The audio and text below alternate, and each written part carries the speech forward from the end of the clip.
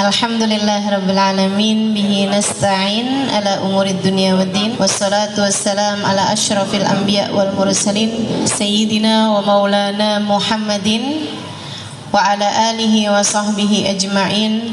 Subhanaka la ilma lana illa ma 'allamtana innaka antal alimul hakim. Rabbi shrah li sadri wa yassir li amri wahlul 'uqdatan min lisani yafqahu qawli. Amma ba'du. Alhamdulillah, pada hari ini kita dapat kembali bersama-sama. Mudah-mudahan Allah SWT limpahkan keberkahan buat kita sekalian insyaallah. Dan hari ini kita akan membahas sedikit mengenai bulan Rajab ya, yang sekarang kita berada buat persiapan. A'udzubillahi minasyaitonirrajim. Ayatnya surat At-Taubah ayat 36. A'udzubillahi minasyaitonirrajim. Inna iddatash syuhuri 'indallahi 12 syahran fi kitabillah yauma khalaqas samawati wal arda minha arba'atun hurum. Dzalikad dinul qayyim fala tadlimu fihinna anfusakum wa qatilul musyrikina kaffatan kama yuqatilunakum kaffah wa'lamu annallaha ma'al muttaqin. Sadaqallahul azim. Kata Allah, inna iddatash syuhuri indallah, sesungguhnya jumlah bulan di sisi Allah, sesungguhnya jumlah bulan di sisi Allah 12 syahran, ada 12 bulan sepanjang tahun. Dan itu Bu, karena memang udah Allah yang bilang begitu. Semua kalender, semua penanggalan itu semuanya sama, punya 12 bulan dalam setahun. Mau penanggalan Arab, mau penanggalan yang pakai matahari, penanggalan Masehi kita sebutnya ya, ataupun penanggalan Jawa. Ada kan tuh kalender Jawa yang kayak Kliwon, Pahing, Wage, Legi, apalagi itu kan, Pon ya. Itu tuh jumlah bulannya berapa bulan? 12. Ada lagi kalender Cina, itu jumlah bulannya berapa? 12. Ada kalender India, orang India juga punya kalender Bu. Itu ibu-ibu sekalian, orang India juga punya kalender gitu. Nah kalendernya juga berapa bulan dalam setahun? Sama, 12. Karena memang Allah SWT atur kayak begitu. Bulan nih dalam satu tahun isinya ada 12 bulan. Yauma khalaqas samawati wal ard, sejak Allah menciptakan langit dan bumi, Allah memang sudah memberikan ketetapan bahwasanya jumlah bulan dalam sepanjang tahun ada 12 bulan.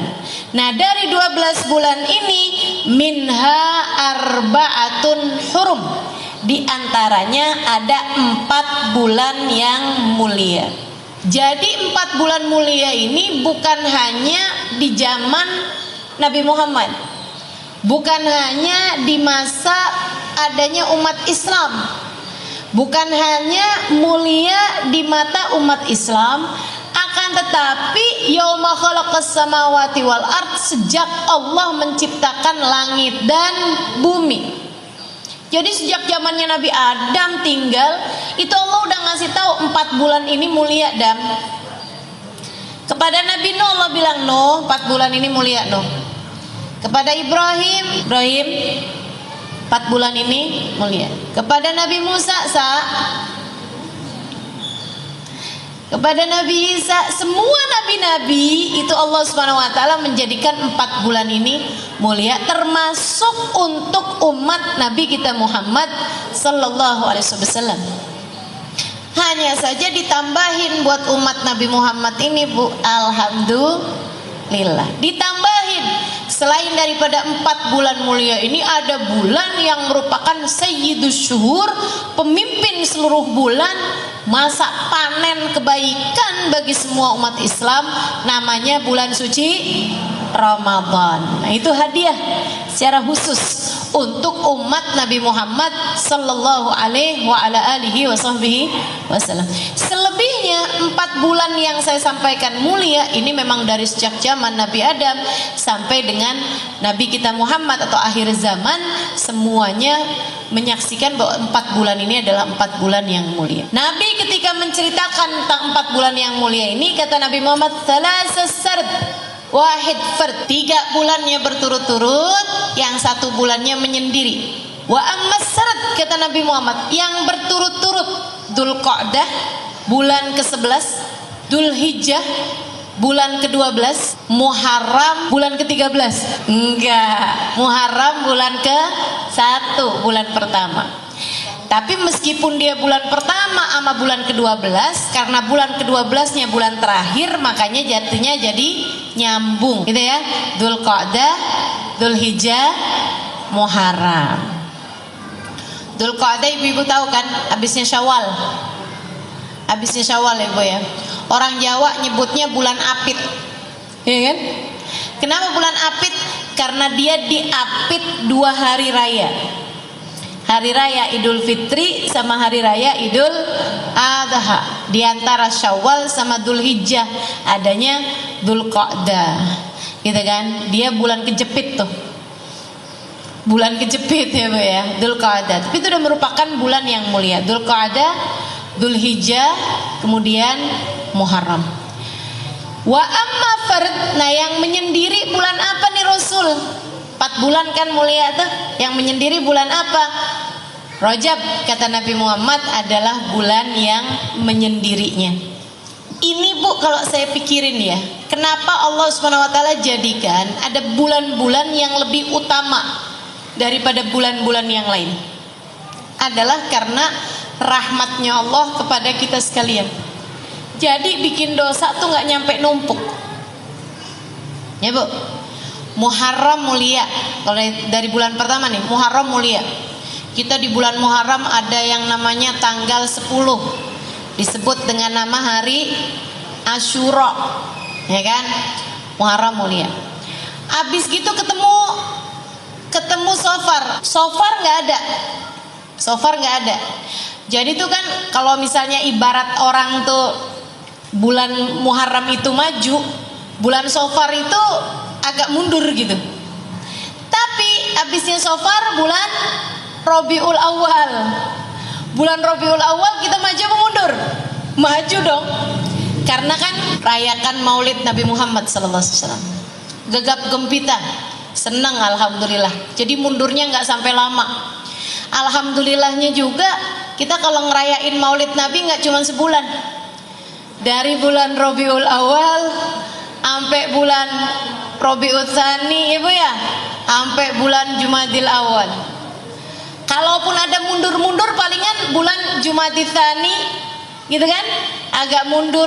Abis itu ketemu Rajab. Jadinya kita bulan Rajab maju lagi. Alhamdulillah bulan mulia. Abisnya Rajab, Sya'ban, insya Allah tambah maju lagi, Bu ya. Karena bulan Sya'ban tambah dekat ke Ramadan dan merupakan bulannya Nabi Muhammad SAW, seperti yang akan saya sampaikan. Nah, habis itu ketemu Ramadan. Wah, habis ketemu Ramadan agak mundur ke Syawal agak males, agak mundur. Habis itu ketemu Dzulqa'dah, maju lagi. Habisnya Dzulqa'dah ketemu Dzulhijjah, maju lagi, naik lagi. Nah, itu maksudnya Allah kasih dalam setahun itu kayak begitu, biar kita tuh kalau mundur itu nggak keterusan mundur terus gitu, nggak begitu. Sebab orang hidup ini seharusnya hidupnya maju ke depan, seharusnya maju hingga sampai hari perjumpaan kita dengan Allah Subhanahu wa taala, kita sudah berada di tempat yang paling diridhoi Allah insyaallah, berada di hati yang paling dicintai Allah insyaallah, berada dalam keimanan yang paling tinggi insyaallah, berada dalam keyakinan yang paling atas insyaallah. Amin ya rabbal alamin. Bulan Rajab nih, fa'amma farajab, kata Nabi Muhammad, bulan Rajab bulan mulia yang menyendiri jauh dari bulan-bulan yang lain-lainnya. Nah, masuk bulan Rajab ini, Bu, bulan yang dimuliakan seperti yang tadi saya bilang, bahkan dari sejak zamannya Nabi Adam. Nabi Adam memuliakan bulan Rajab. Nabi Nuh, Nabi Musa, Nabi semua memuliakan. Dan bahkan sampai dengan sebelum terutusnya Nabi Muhammad, itu orang-orang memuliakan bulan Rajab. Sampai kalau ada perang di mana-mana, itu begitu masuk bulan Rajab langsung berhenti. Nggak boleh perang.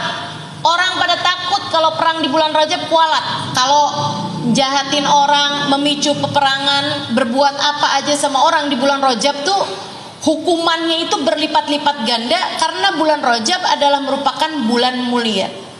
Semua orang tahu itu.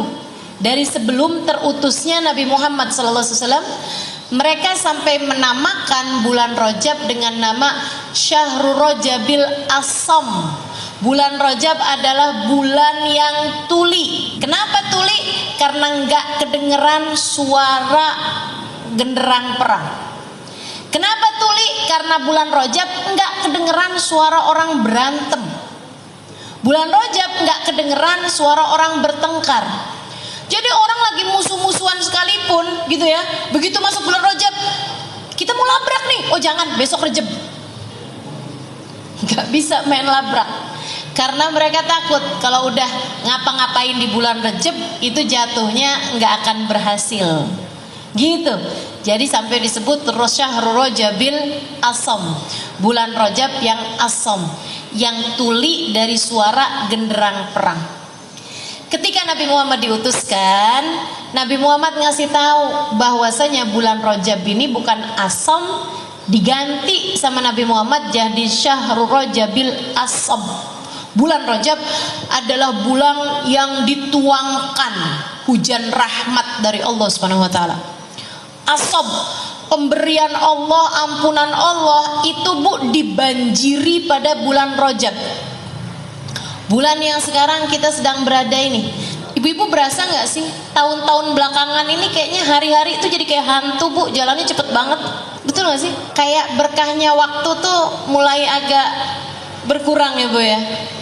Dulu tuh kayak dari pagi ke siang lama gitu, dari siang ke sore lama gitu. Sekarang kayaknya melek pagi tahu-tahu udah malam aja, betul ya, cepet bener gitu, Masya Allah. Mudah-mudahan Allah jadikan waktu-waktu kita ini jadi waktu yang berkah, insya Allah. Amin, amin ya rabbal alamin. Jadi nih bulan ini bulan yang banyak dituruni ampunan dari Allah Subhanahu wa taala. Para ulama menyebut 3 bulan Rajab, Sya'ban, Ramadan sebagai musimul khair, musim kebaikan. Kayak orang nanem tuh Bu tuh. Bulan Rajab nih musimnya padi gitu. Bulan Rajab, Sya'ban, Ramadan. Bulan Rajab bulannya nanem, Sya'ban bulannya nyiram, Ramadan bulannya panen. Kalau kagak ada yang ditanam di bulan Rajab, apaan yang mau disiram bulan Sya'ban? Kalau kamu nggak nanem, nggak nyiram di bulan Sya'ban, apaan yang mau dipanen bulan Ramadan? Kalau nggak ada yang dipanen di bulan Ramadan, Bu, ngapain kamu lebaran? Ya Bu ya, ini udah nggak ikutan nanem bulan Rajab, nggak nyiram bulan Sya'ban, nggak panen bulan Ramadan, tahu-tahu lebaranan paling seru-seru sendirian. Nah itu mestinya nggak begitu. Musimul khair, musim kebaikan, 3 bulan, Rajab, Sya'ban, Ramadan. Orang-orang soleh nih Bu, kalau udah masuk bulan Rajab, udah pada mulain semangat menyambut bulan suci Ramadan, dan sudah mulain begitu banyak tambahan-tambahan kebaikan yang mereka mulai lakukan. Mulain banyakin puasa, banyakin zikir kalau udah masuk bulan Rajab. Udah masuk bulan Rajab tuh udah mulain tuh. Waktu saya tinggal di Tarim, kok udah masuk bulan Rajab tuh mulain rame-rame doa, rame-rame menyambut Rajab dengan ucapan mabruk alaikumus syahr, mabruk alaikumus syahr. Semoga bulan kalian menjadi bulan yang diberkahi.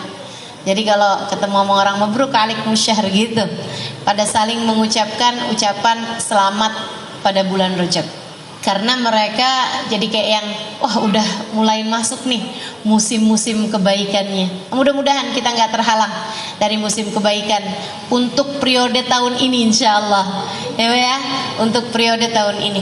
Dan memang subhanallah Bu, Rajabnya bagus, kemudian ditambah Sya'bannya bagus, Ramadannya lebih bagus lagi. Coba perhatiin. Tapi kalau udah Rajabnya nggak ada rasanya, kemudian tambah Sya'bannya tambah nggak ada rasanya lagi, masuk Ramadan kayak rada-rada males gitu. Ibadahnya jadi agak berat. Itu kayak orang yang belum waktunya panen tapi maksa dipanen. Akhirnya pada gagal panen ya Bu ya.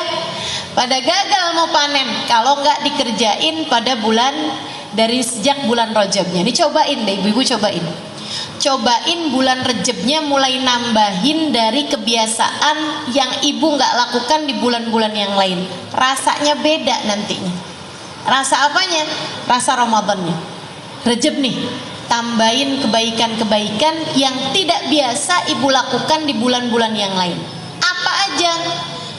Puasanya, zikirnya, sedekahnya, gitu. Tambahin di bulan Rajab. Terus jangan ditinggal di bulan Sya'ban, malah ditambahin dengan sholawatnya di bulan Sya'ban.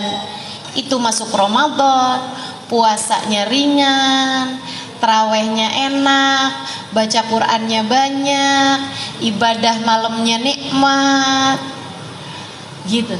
Kalau Rajabmu bagus, Sya'banmu bagus, Ramadannya akan berasa berbeda daripada Ramadan yang sebelumnya. Dan Bu, ini masih lagi musim pandemi, kita nggak pernah tahu umur kita sampai berapa. Sebenarnya sih nggak musim pandemi juga kita emang nggak pernah tahu umur kita berapa ya Bu ya. Cuman lagi pandemi ini suka berasa banget gitu kalau orang tuh memang nggak pernah tahu umur orang.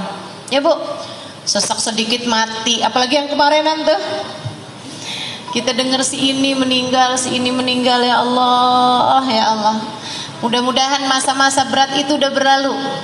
Yang sisa sekarang mudah-mudahan yang ringan-ringan aja insya Allah. Amin.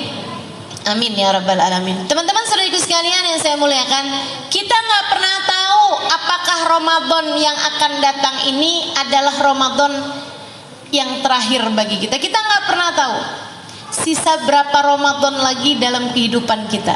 Betul nggak Bu? Bu, yang tahun kemarin masih ada dan tahun ini udah nggak ada, banyak banget loh. Dan mereka kalau kamu wawancara, Anda punya firasat apa untuk meninggal tahun ini? Mereka juga akan bilang, enggak, kita nggak punya firasat apa-apa. Kita kira sih kita masih akan panjang umur. Orang tuh sama kematian nggak tahu apa-apa. Dirimu dengan kematianmu nggak tahu apa-apa. Jangan dikira orang tuh kayak tahu ya kalau mau meninggal ya. Nggak tahu. Yang tahu kapan meninggalnya itu hanya para wali-walinya Allah, ibu-ibu sekalian. Dan saya rasa nih ibu-ibu belum jadi wali nih. Paling wali murid. Ya Bu ya. Paling wali murid. Paling mungkin masih ada yang masak di atas wali. Wali maksudnya. Tapi kalau yang wali beneran gitu saya rasa belum nih. Kita nih belum jadi wali. Ustazah dukun tahu nggak kapan matinya? Enggak Bu. Nggak tahu dia kapan matinya. Mungkin setan ngasih tahu, enggak juga. Setan mah nggak suka ngasih tahu yang begituan. Nah tujuannya dia menyesatkan kok. Jadi nggak ada ibu-ibu. Yang tahu kapan meninggalnya itu hanya para wali-walinya Allah Subhanahu Wa Taala. Mereka ngerti kapan meninggalnya. Sebagian wali-walinya Allah tahu kapan mereka meninggal. Waktu Habib Ahmad bin Alwi Al-Habsyi meninggal di Jakarta Bu, beberapa tahun yang lalu. Saya udah di Jakarta waktu itu. Saya dengar kabar beliau meninggal dunia, ya Allah. Beliau ini adalah munsibnya Al-Habsyi, ya. Beliau tinggal di kota Sewun, Kemudian ayahanda beliau itu meninggalnya di Indonesia, di Palembang tepatnya, tapi kemudian dikuburkan di Solo, di Masjid Riyadh yang ada di Solo sana. Itu ada makam wali min auliyaillah namanya Habib Alwi bin Ali Al-Habsyi, penulis Maulid Simtud Durar. Nah anak beliau, ibu yang tinggalnya di Arab itu ada satu namanya Habib Ahmad bin Alwi bin Ali Al-Habsyi, ibu ya. Yang tinggal di Arab 1, sisanya yang lain tinggalnya di Indonesia. Banyak di Solo, banyak karena ayahnya kan hijrah ke Indonesia dan berdakwah di Indonesia. Nah ini anaknya nih Bu nih, nggak pernah ketemu ayahnya. Jadi anaknya dari dia masih kecil itu ayahnya udah datang ke Indonesia, terus tinggal di Indonesia, nggak pernah balik lagi ke kota Sehun, beristri beranak di Indonesia sini. Jadi anaknya yang satu tuh Bu, yang di Sehun itu nggak pernah ketemu sama ayahnya. Zaman itu kan Bu kalau mau dari Sehun, Ibu tahu Sehun di mana? Oh nggak tahu ya, dikirain sebelahnya Citayam kali ini tadi saya cerita ya. Iya, Sehun itu Bu salah satu kota yang ada di provinsi Hadramaut, Yaman. Tempat saya belajar dulu namanya Tarim. Tarim Sehun tuh hanya sekitar jaraknya 60 kilo aja. Ya. Jadi Jakarta Bogor lah gitu. Itu antara jaraknya Tarim sama Sehun gitu. Di provinsi Hadramaut, di sebuah negara namanya negara Yaman. Nah, zaman itu kan Bu, dari Yaman mau ke Indonesia mesti naik kapal laut berbulan-bulan. Jadi orang sekali ke Indonesia udah nggak balik lagi gitu, nggak bawa istri, nggak bawa anak gitu kan. Di sini jadinya beristri dan beranak pinak gitu kan, cucu-cucu semuanya di sini gitu. Nah, Habib Ahmad itu nggak pernah tahu ayahnya sampai ketika zaman udah belakangan nih, tahun-tahun udah belakangan di atas 1990, 2000, 2010 ke belakang sampai sekarang 2002. Itu kan baru gampang tuh naik pesawat cuman beberapa jam gitu. Habib Ahmad mulai sering datangan ke Indonesia untuk mengunjungi saudara-saudarinya. Ketemu sama kakak adiknya. Satu waktu Habib Ahmad lagi ada di Indonesia, Bu, beliau meninggal dunia. Beliau meninggal dunia Bu, rebutan jenazahnya. Orang alim tuh kayak begitu. Kalau meninggal orang-orang pada rebutan jenazahnya buat dikuburin di negerinya. Ibu bayangin kalau ibu meninggal, rebutan apa enggak kira-kira daerahnya tuh? Yang ada malah jangan dikuburin di sini dah.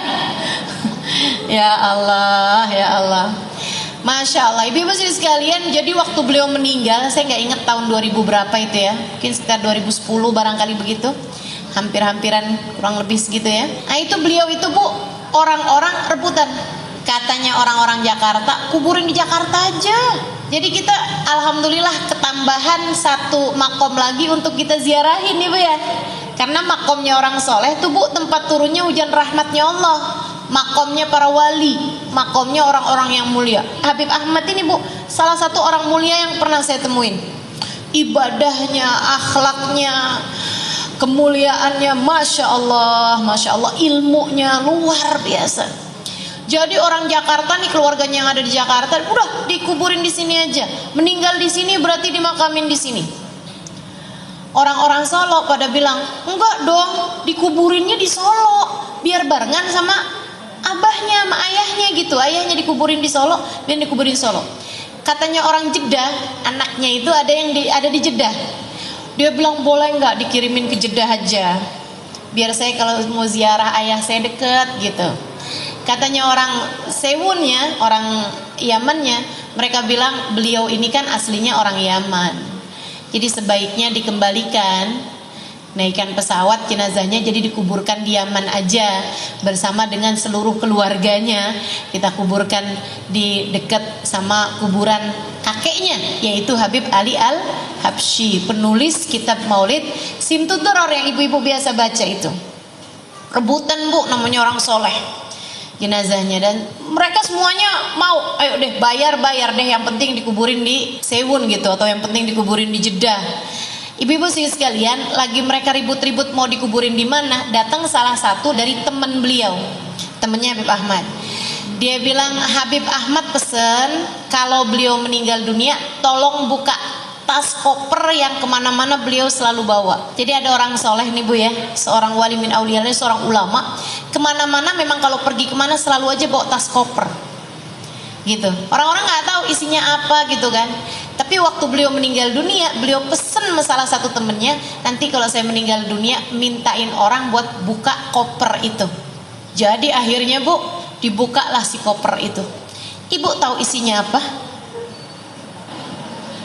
ibu nggak tahu? Saya juga enggak deng. Saya tahu isinya karena saya diceritain ya Bu ya. Dibukalah isi koper itu, dan ini Bu, saya tahu persis sejarah ini bukan diceritain, tapi saya juga salah satu di antara orang yang melihat jenazah beliau ketika beliau meninggal dunia, dan sempat bertemu beberapa kali sama beliau semasa beliau masih hidup. Makanya kalau saya pikir-pikir kenapa gitu ya, saya tuh banyak ketemu sama orang-orang soleh di masa saya hidup nih. Saya sangat bersyukur itu, tapi saya lama loh mikirin ini. Kenapa ya? Saya tuh dari sejak di Hadramut, kemudian dari sebelum di Hadramut juga di Indonesia sini juga banyak berguru dengan orang-orang soleh-soleh gitu. Sampai ke Hadramut banyak ketemu orang soleh, baik laki-laki maupun yang perempuannya, hubabah-hubabah, wali-walinya Allah Subhanahu wa taala, para habaib-habaib, para ulama-ulama dunia, kelasnya dunia ibu-ibu sekalian.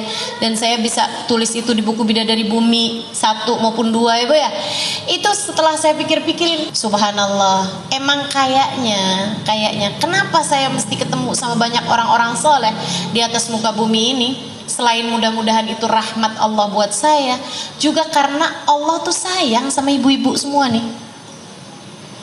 Biar ada yang bisa saya ceritain sama ibu-ibu, biar ibu-ibu ngerti gitu. Walaupun ibu-ibu gak ketemu, nih kata Allah, nih saya kasih buat kamu. Kamu gak ketemu sama mereka, tapi saya kasih buat kamu seseorang yang saya izinkan ketemu sama para kekasih-kekasih saya, sehingga dia bisa menceritakannya kepadamu tentang kekasih-kekasihku. Nah, Allah rahmatnya terhadap dirimu luar biasa. Ini salah satunya nih, Habib Ahmad ini ibu saudara sekalian, Habib Ahmad bin Alwi Al-Habsyi. Saya sempat berjumpa sama beliau beberapa kali dan juga mendapatkan berkah doa insya Allah dari beliau juga ya Bu ya. Dibukalah Bu kopernya itu. Di dalamnya Bu isinya kain kafan. Ada ya orang pergi kemana-mana yang dibawa tas koper isi di dalamnya kain kafan. Siapa di antara kita ini yang sudah mulai mempersiapkan kain kafannya? Jadi yang dibawa dalam koper bukan surat tanah Bu, bukan STNK mobil atau motor ibu-ibu saudariku sekalian, bukan surat kendaraan, bukannya paspor ataupun visa atau apa gitu. Isi di dalamnya ibu-ibu saudariku sekalian adalah kain kafan, lengkap dengan minyak wanginya, lengkap dengan sabun mandiin jenazahnya. Semua udah dipersiapkan sama beliau. Kemudian ada suratnya. Ada suratnya. Isi suratnya, sesudah alhamdulillah wassalatu wassalam, surat itu adalah surat wasiat beliau ya Bu ya. Kemudian beliau bilang kayak begini, apabila saya meninggal dunia pada hari ini, jam ini, di Jakarta, itu disebutin sama beliau semuanya Bu, lengkap. Harinya tuh waktu itu saya nggak inget banget hari apa, tapi udah disebutin harinya di situ. Itu ditulis di situ Bu, di jam, di waktu, di hari yang persis sama dengan kemeninggalan beliau. Udah janjian rupanya sama malaikat Israel, para wali-walinya Allah tuh udah saling kontak rupanya sama malaikat Israel. Aneh kapan meninggal Kasih bocoran apa kayak begitu, sampai persis Bu, waktunya, harinya, tanggalnya, di tempat di mana dijelaskan sama beliau di situ. Bisa pas banget kayak begitu. Ibu mau dokter profesional kayak gimana, nggak pernah tahu kapan dia mati, jam berapa, waktunya kapan. Betul apa enggak? Walinya Allah nih luar biasa, kasihnya Allah. Emang di atas dokter, di atas profesor, di atas semuanya orang Bu.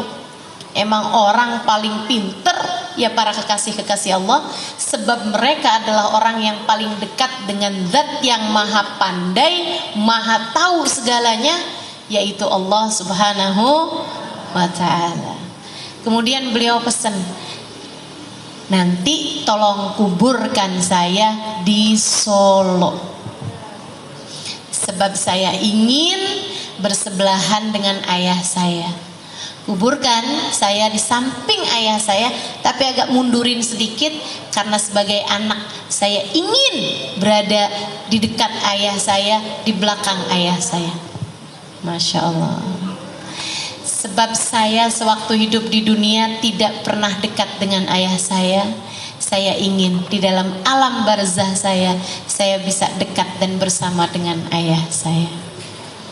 Masya Allah. Ya udah deh, jenazahnya akhirnya dikirim, dibawa, dipesawatin, ibu ya, dinaikin sampai ke sana. Ini kalau orang-orang soleh tahu kapan mereka waktunya meninggal, paham, ngerti. Saya juga cerita tuh di buku Bidadari Bumi tentang Hubabah Khadijah yang tahu persis kapan beliau meninggal dunia. Sampai bilang sama orang yang ada di rumahnya, malam ini saya mau pergi kondangan, kata beliau. Nah buat kita-kita yang nggak tahu nih Bu, udah siap-siap aja, karena kan nggak tahu. Sementara kematiannya pasti datangnya. Apa yang bisa kita lakukan? Ya siap-siap, ibu ya. Dan persiapan paling indah adalah pada musim-musim kebaikan yang sekarang sedang kita jelang ini, yang sekarang kita sedang mulai jalani ini, ibu ya. Mulai Rejab, Sya'ban, Ramadan. Habib Zain bin Smith Madinah, salah satu guru saya, ibu-ibu sekalian, Habib Zain bin Smith, Habib Zain bin Ibrahim bin Smith Madinah. Bu, ini juga salah satu dari orang soleh yang pernah saya temui, salah satu dari wali min auliyaillah yang pernah saya temui. Anaknya berkata, ayah saya hidup di dunia udah kayak di surga. Saya kalau lagi ada deket sama ayah saya, rasanya kayak lagi ada di surga. Beliau akan duduk, akan baca Quran bersama-sama, akan nerangin maknanya Quran, akan nerangin tentang ceritanya sahabat, ceritanya para aulia, ceritanya para nabi, ceritanya baginda Nabi Muhammad SAW, cerita Sayyidah Fatimah, cerita Sayyidah Khadijah. Ya Allah, saya kayak ada di surga, kata anaknya. Makannya udah kayak orang-orang ahli surga, Bu. Nyoba ya, makan pakai adab, nggak ada ngomel-ngomel, ngobrol yang ringan-ringan. Ibu-ibu sekalian, antara sholat, antara zikir, antara ibadah. Anaknya cerita sama saya, Ustazah Halimah, dia bilang, walidi Sayyidil Walid, dia bilang, di setiap tangganya punya zikiran tersendiri. Ibu tahu, tiap turun tangga tuh Bu punya zikirannya sendiri gitu. Jam sekian sampai jam sekian zikirannya apa, itu masing-masing punya aturan. Hidupnya tuh udah kayak di surga. Dia bilang, saya kalau udah lagi sama ayah saya kayak ada di surga. Nanti kalau saya pulang ke rumah, rumahnya ada beberapa rumah gitu jaraknya dari situ, baru tuh anak saya bilang, mama kerannya mati mah, listriknya yang itu putus mah, nggak bisa nyala mah. Saya baru ingat, ya Allah, iya saya masih ada di dunia. Yang ruwet-ruwet ini kan urusan dunia, Bu. Betul? Betul nggak? Yang ruwet-ruwet ini adalah urusan dunia. Urusan akhirat mah nggak ada yang ruwet bikin adem. Betul apa enggak? Nih Bu lagi ngaji, nih urusan dunia, urusan akhirat. Urusan akhirat makanya adem-adem tuh, sampai pada ngantuk gitu. Dari tenang, adem, enak ya Bu ya. Sejenak kita lupakan soal yang ruwet-ruwet di luaran. Urusan-urusan rumah, aduh enak benar. Diceritain tentang Habib Ahmad, diceritain tentang Habib Zain, nikmat luar biasa ya Bu ya. Ibu-ibu sekalian, nah Habib Zain ini mengatakan tentang bulan Rajab, katanya Habib Zain, Rajab syahrut takhliyah wa Sya'ban syahrut tahliyah. Rajab bulan berbersih, bulan bebersih, Sya'ban bulan berhias, dan Ramadan bulan bersanding. Beliau mengibaratkan kayak pengantin. Kamu nih kayak mau jadi calon pengantin, mau jadi calon pengantin yang akan bersanding nantinya pada bulan Ramadan, sanding sama yang sangat kamu cintai, yaitu Allah Subhanahu wa ta'ala. Ibarat hubungan kamu sama Allah itu ada jadi pengantennya. Nah ini adalah musim-musimnya nih. Hubungan yang paling intim, ya Bu ya, antaramu sama Allah ini bisa terjalin pada musimul khair, Rajab, Sya'ban, Ramadan. Rajab kayak pengantin nih. Kamu kalau 2 bulan lagi mau jadi pengantin, ini kamu akan diapain? Dibersihin. Dari mulai disepa,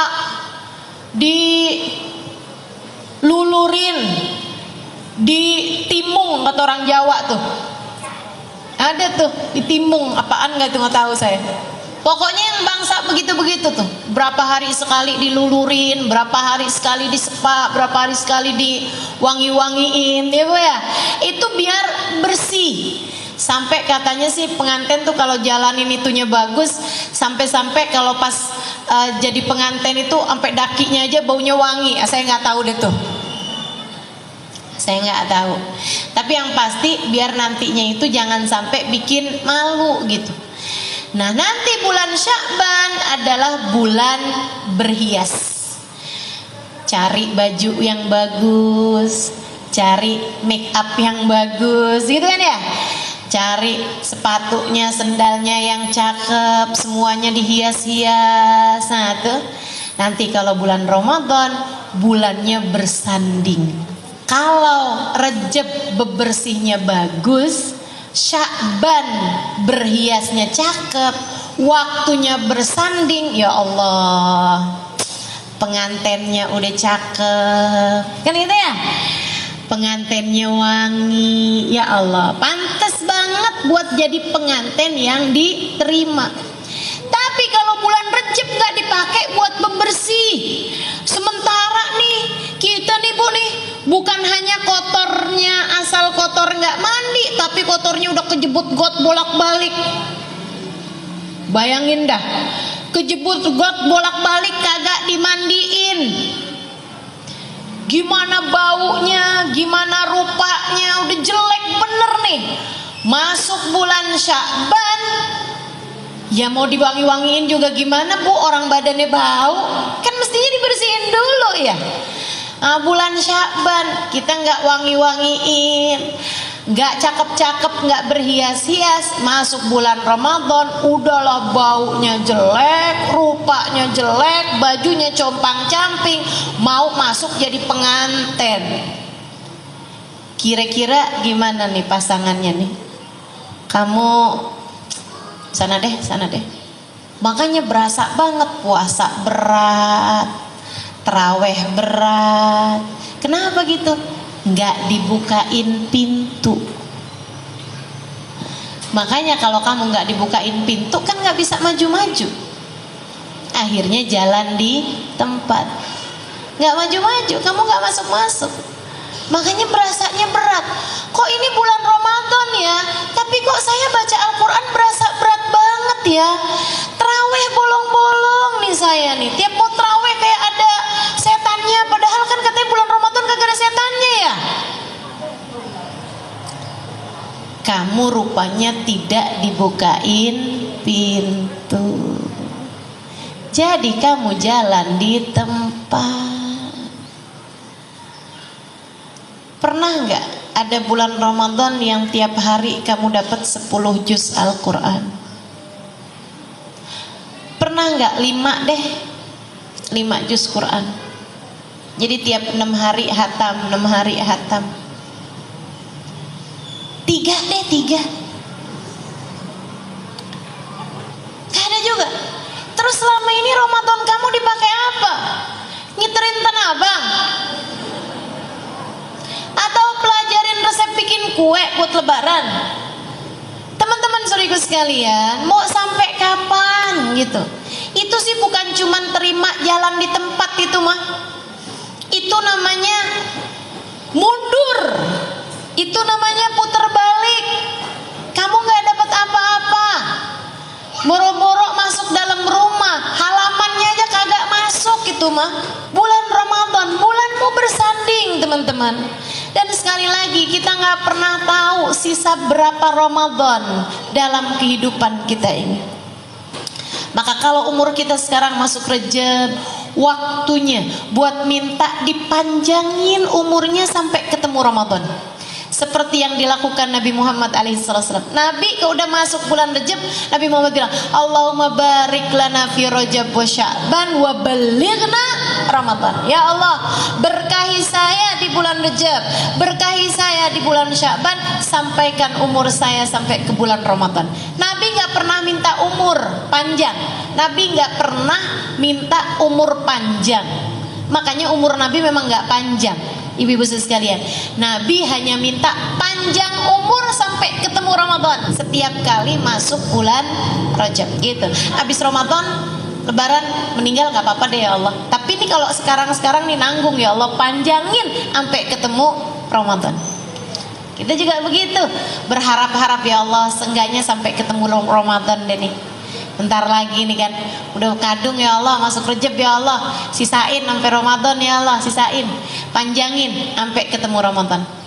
Nah kemudian bulan Rajab, bulan Sya'ban sampai bulan Ramadan kita jadikan sebagai bulan yang membuat kita layak untuk diterima, layak untuk dibukain pintu, layak untuk masuk dan menikmati setiap ruangan-ruangannya bersama dengan yang tercinta, bersama dengan kekasih hati kita, bersama dengan Sang Maha yang tidak pernah meninggalkan kita, Allah Subhanahu wa Ta'ala, bersama dengan manusia paling agung, baginda kita Nabi besar Muhammad sallallahu alaihi wasallam, bersama dengan umat Islam, bersama dengan orang-orang saleh, sehingga mudah-mudahan masuk Ramadan kita nikmati saat-saat Ramadannya, dan sesudahnya kita menjadi orang-orang yang diperdengarkan panggilan ya ayyatuhan nafsul mutmainnah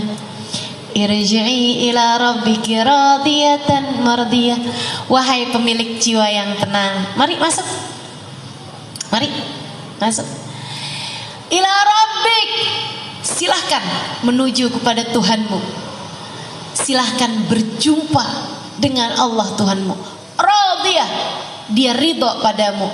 Mardiyah, kamu ridho padanya dan Allah pun ridho padamu. Kamu cinta padanya, Allah pun cinta padamu. Fadkhuli fi ibadi, kata Allah, silahkan masuk ke dalam golongan hamba-hambaku.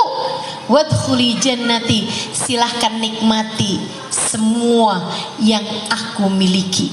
Wah, tuh Ramadan, teman-teman sekalian, biarin jadiin bernilai.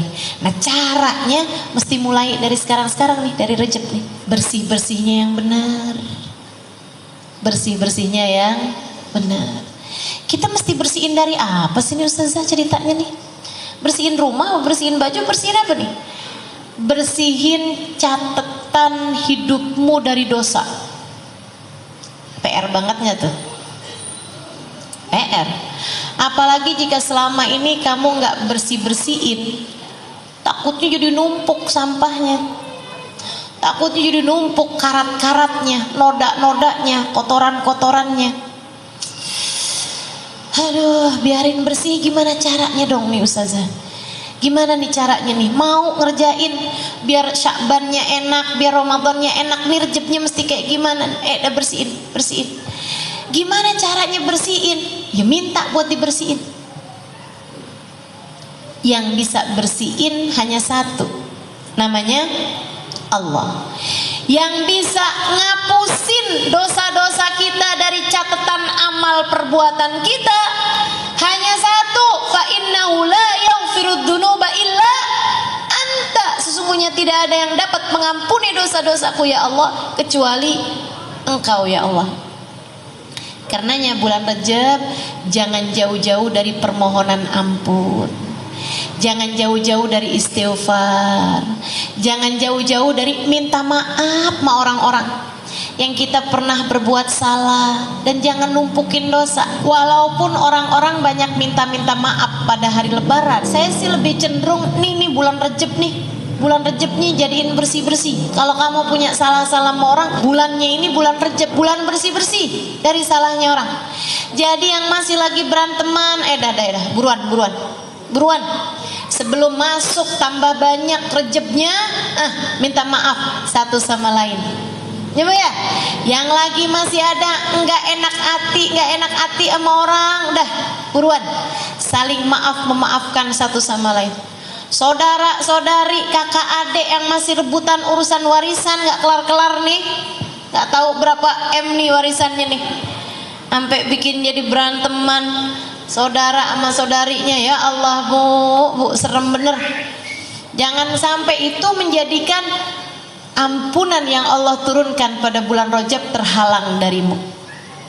Yuk, yang punya hati perasaan benci nggak enak sama siapapun, bulan Rajab bulanmu untuk berkata saya sudah memaafkan dia. Jangan ada yang disisain, satu orang aja jangan gini loh, ya Allah saya udah maafin salah semua orang ya Allah, kecuali dia tuh, yang itu nggak bisa saya ya Allah. Ya gimana enggak ya Allah, dia tuh rebut laki saya. Aduh, udah Bu, udah nggak ada yang lebih berharga daripada Allah, nggak ada yang lebih bermakna, bernilai bagimu lebih daripada ampunan Allah.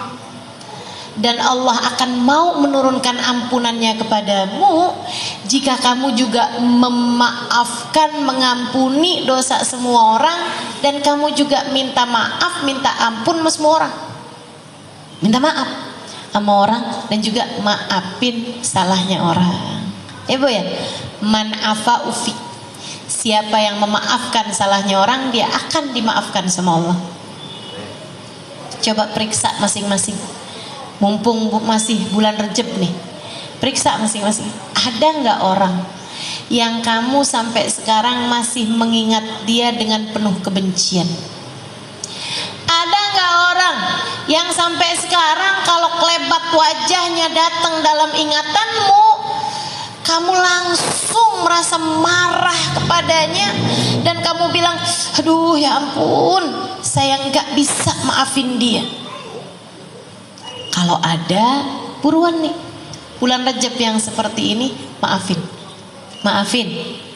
sayangi dirimu, maafin salahnya orang. Kenapa gitu? Nih Bu, saya kasih tahu, ampunan Allah tuh Bu kalau mau turun kealangan sama kamu yang nggak bisa maafin salahnya orang, itu hanya akan bergantung antara langit dan bumi. Nabi yang ceritain. Ampunan dari Allah atau bahkan hadiah-hadiah dari Allah, rahmatnya Allah, kalau mau turun pada diri seseorang, itu Ibu ya, kamu berbuat kebaikan, kamu hadir di majelis, kan turun rahmat nih, turun rahmat. Tapi kalau hati kamu masih menyimpan dendam kepada satu, nggak usah banyak-banyak, satu orang aja, dendam, pokoknya bener-bener kamu nggak bisa maafin dia gitu, itu Ibu serius sekalian, gantung. Yang lain-lain nih kejatuhan nih, kamu gantung di langit-langit, nggak bisa turun. Apa kata Allah? Allah bilang sama malaikat, unduru hatta yasalaha, yang buat dia tungguin sampai dia damai, sampai dia akur, sampai dia bisa maafin, sampai hatinya lega, baru bisa turunin. Kalau nggak lega-lega, ya nggak turun-turun. Makanya kalau ibu-ibu nih, misalnya gitu ya, ibu rajin berbuat kebaikan, betul, tapi ibu punya satu dendam yang ibu nggak pernah bisa maafin, itu Bu, yang lagi delay nih pemberiannya Allah, numpuk di atas. Sampai ketika kamu bilang, ya Allah saya sudah memaafkan dia ya Allah, jatuh banyak banget ke ibu-ibu.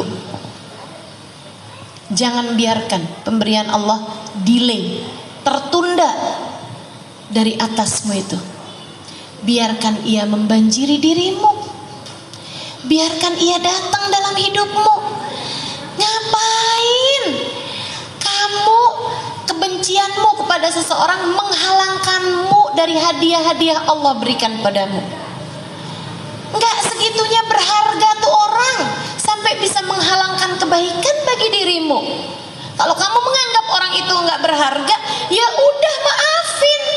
Betul semua pemberiannya Allah datang kepadamu. Sayang. Udah lupain. Apa sih yang orang kerjain sama kamu sampai kamu gak bisa maafin? Bu, ingat, semua yang terjadi juga dengan izin Allah. Gak ada orang bisa jahatin kita kecuali dengan izin Allah. Semuanya Allah yang nentuin, Bu. Dan Allah ketika menentukan sesuatu untukmu, meski sepahit apapun, pasti ada kebaikan dalam dirimu.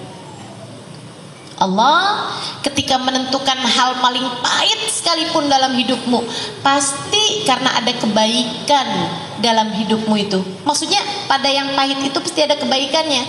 Kamu dimusuhin orang, kamu difitnah orang, kamu ditipu orang, kamu ngerasa anak kamu dicelakain orang, gitu ya. Suami kamu diinin orang, kamu disihir orang, sampai kamu jadi sakit-sakitan, sampai kamu jadi andai kayak gitu sekalipun, nggak ada yang bisa terjadi kecuali dengan izin Allah. Nah, Allah kenapa kasih saya barang pahit kayak begini? Semacam dokter ketika ngasih pil, ada nggak pil yang rasanya enak? Hobi minum obat, ada nggak di sini yang kayak gitu?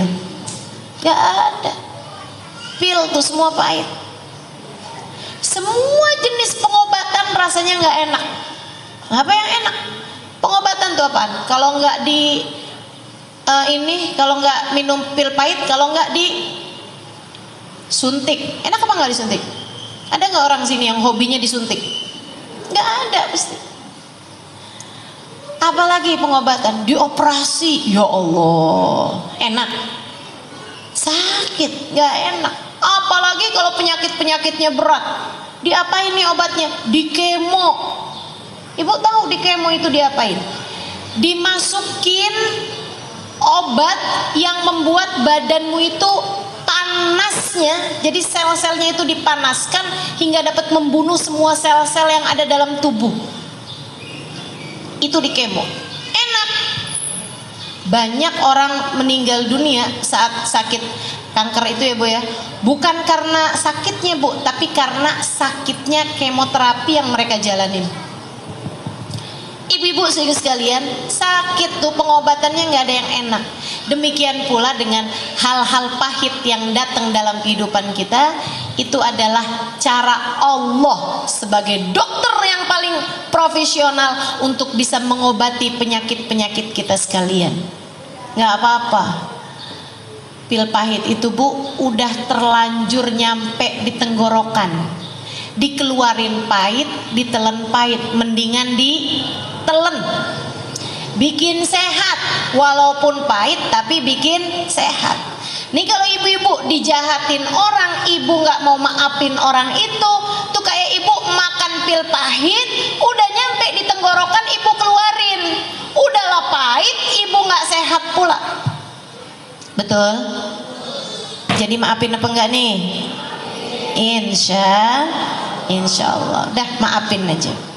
Ibu-ibu sekalian, dan salah satu hal yang membuat saya memutuskan untuk saya dalam hidup nggak mau nyimpen kebencian terhadap siapapun. Belajar, berusaha untuk nggak narok kebencian di hati saya kepada siapapun. Ada satu hal yang saya pikirin, kemudian saya bilang, ya Allah, saya nggak mau deh nyimpen kebencian sama siapapun. Siapapun orangnya saya nggak mau benci. Mau dia bikin apa dalam hidup saya, dan alhamdulillah sih juga kebanyakan atau mayoritas orang semuanya berbuat baik ya Bu ya. Jarang juga kan yang berbuat jahat sama kita ini, betul nggak? Ibu-ibu sekalian, yang membuat saya memutuskan untuk saya nggak mau punya musuh, atau saya nggak mau punya orang yang saya benci, saya taruh permusuhannya dalam hati saya selamanya gitu. Saya akan sayangi semua orang, meskipun cara sayang bisa beda-beda ya Bu ya, tapi maksudnya saya akan sayangi siapapun. Karena saya pernah dengar Hubabah Nur pernah bilang gini, guru saya Al-Mukarramah wal Muhtaramah Hubabah Nur, mudah-mudahan Allah panjangkan umurnya, Allah sehatkan badannya. Kita para murid-muridnya masih sangat memerlukan beliau. Ibu-ibu sekalian, Hubabah Nur pernah bilang kayak begini nih, kalau kamu meninggal dunia bawa kebencian sama satu orang, Nggak usah sama banyak-banyak orang, sama satu orang. Kamu nggak bisa maafin dia, pokoknya nggak bisa. Saya nggak bisa maafin dia. Aduh dosanya udah sama saya, sakit hati bener-bener saya dah. Gara-gara dia tuh saya begini, saya begitu. Kamu nggak bisa maafin dia, satu orang. Satu orang. Nanti kalau ibu-ibu masuk dalam alam kubur, ketika ditanya pertanyaan man rabbuka, kamu bisa jawab. Lalu pertanyaan apa kitabmu, panduanmu dalam kehidupan, kamu bisa jawab. Pertanyaan apa kamu bisa jawab. Pertanyaan apa kamu bisa jawab. Sampai di pertanyaan siapa saudara-saudaramu. Siapa saudara-saudaramu. Malaikat ada pertanyaan kayak gitunya loh. Man ikhwanuk. Salah satu pertanyaan malaikat. Nih Nabi Muhammad baik banget, udah dibocorin pertanyaannya. Itu kalau kamu punya seseorang yang kamu taruh kebencian dalam hatimu, kamu nggak bisa maafin salah orang tersebut sampai dengan kamu meninggal dunia. Waktu ada pertanyaan man ikhwanuk, siapa saudara-saudaramu, orang itu akan menjadi penghalang lisanmu dari berkata saudara-saudaraku adalah semua orang yang beriman. Al-mu'minuna ikhwani, orang-orang yang beriman adalah saudara-saudara. Kamu gak akan bisa jawab. Kenapa? Ya kalau kamu anggap saya saudara, kenapa kamu musuhin saya? Kalau kamu menganggap saya sebagai saudaramu, kenapa kamu gak bisa maafin saya? Bu, dan kalau kamu sampai gak bisa jawab pertanyaan itu dalam alam kubur, kamu gak akan bisa call a friend. Kamu gak akan bisa, apa yang bisa kamu lakukan ibu-ibu? Gak bisa ngapa-ngapain. Makanya saya pikir daripada saya gak bisa ngapa-ngapain di sana, lebih baik saya maafin aja dari di sini. Jadi ibu-ibu sekalian yang saya muliakan, maafin siapapun yang pernah berbuat salah padamu. Banyakin minta ampun, minta maaf sama Allah Subhanahu wa taala pada bulan Rajab yang seperti ini. Ya Bu ya. Selain daripada banyakin puasa sunnah, banyakin dikiran-dikiran, banyakin istighfar, minta maaf sama Allah Subhanahu wa taala, minta ampun sama Allah, ibu juga banyak minta maaf sama orang-orang di sekeliling. Kemudian ibu-ibu sekalian, habis sholat subuh sama habis sholat maghrib, habisnya salam dari sholat, langsung baca Allahumma ufirli warhamni wa tub alayya sebanyak 70 kali, insya Allah. Nah kalau kita jalanin nih dengan baik bulan Rajabnya, masuk bulan Sya'ban kita tambahin dengan sholawat kepada Nabi Muhammad, hubungan kita baik, insya Allah masuk bulan Ramadan kita dalam keadaan siap bersanding dengan Allah Subhanahu wa ta'ala, insya Allah. Rabbana zalamna anfusana wa illam taghfir lana wa tarhamna lanakunanna minal khasirin. Rabbana atina fid dunya hasanah fil akhirati hasanah wa qina adzabannar. Dawam fi subhanakallahumma wa tahiyatum fiha salam. Akhiru da'wana anil hamdulillahi rabbil alamin. Kita baca suratul Fatihah, kita minta pada Allah Subhanahu wa taala mudah-mudahan dosa-dosa kita semuanya diampuni sama Allah. Dendam-dendam kita dalam hati kita diangkat jauh-jauh oleh Allah Subhanahu wa taala, insyaallah.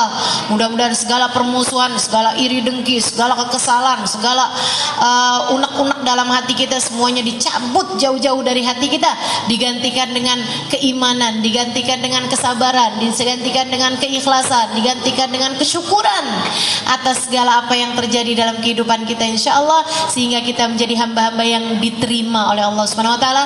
Dibukakan pintu selebar-lebarnya kepada kita sekalian, disayangi kita, dicintai kita oleh Allah Subhanahu wa taala, dan ketika datang ajal menjemput kita, kita sudah akan menjadi hamba-hamba yang tercinta di sisinya. Ala hadhihi niyyah bi kunniyatin salihah jami'ah syamilah ila hadratin Nabi Muhammad sallallahu alaihi wa ala alihi wasallam. Al-Fatihah. Bismillahirrahmanirrahim. Alhamdulillahirabbil alamin arrahmanir rahim maliki yaumiddin. Iyyaka na'budu wa iyyaka nasta'in. Ihdinas siratal mustaqim. Siratal ladzina an'amta 'alaihim ghairil maghdubi 'alaihim waladdallin. Amin. Terima kasih segala perhatiannya. Kurang lebihnya mohon maaf. Wal afu minkum. Assalamualaikum warahmatullahi wabarakatuh.